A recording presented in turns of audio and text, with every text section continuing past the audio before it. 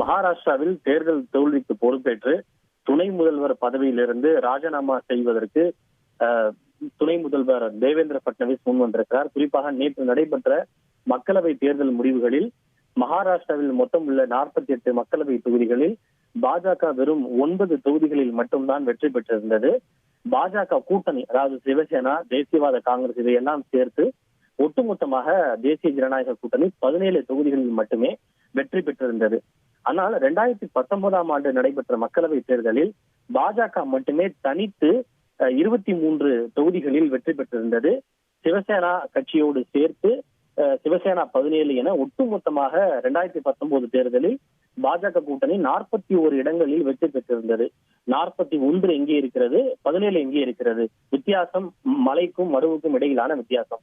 இந்த முறை அவர்கள் 45 தொகுதிகளில் வெற்றி பெற வேண்டும் என்று நினைத்தார்கள். ஆனால் அந்த இலக்கும்